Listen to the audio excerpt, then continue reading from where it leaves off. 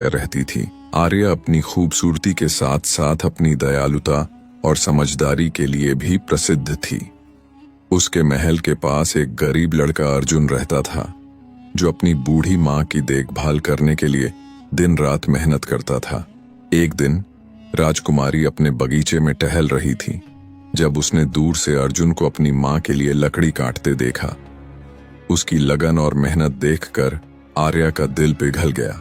उसी क्षण उनकी आंखें मिलीं और दोनों के बीच कुछ अनकही बातें हुईं। धीरे धीरे समय के साथ दोनों में एक गहरी दोस्ती और फिर प्रेम पनपने लगा। लेकिन इस प्रेम की राह आसान नहीं थी। राजकुमारी का पिता राजा धर्मराज इस रिश्ते के सख्त खिलाफ था। उन्होंने आर्या को चेतावनी दी, तुम्हारा विवाह एक राजा के बेटे से होगा, न कि किसी गरीब किसान से। अर्जुन भी उदास था, लेकिन उसने हार मानने से इनकार कर दिया। अर्जुन ने साहस जुटाया और सोने की चिड़िया की तलाश में निकल पड़ा। रास्ता कठिन और खतरों से भरा था।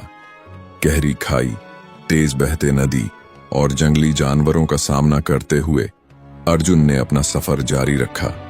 अंततः वह जादुई जंगल के पास पहुंचा। वहां उसने सोने की चिड़िया को देखा, जो एक ऊंचे वृक्ष पर बैठी थी। लेकिन जैसे ही उसने उसे पकड़ने की कोशिश की, चिड़िया बोली, मुझे पकड़ने से पहले तुम्हें 3 परीक्षाएं पास करनी होंगी।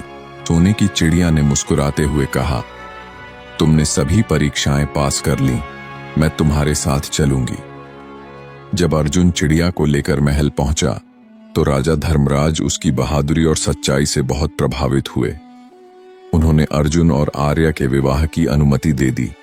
उस दिन से सोने की चिड़िया उनके राज्य में खुशहाली का प्रतीक बन गई। अर्जुन और आर्या ने मिलकर अपने प्रेम और साहस की मिसाल कायम की।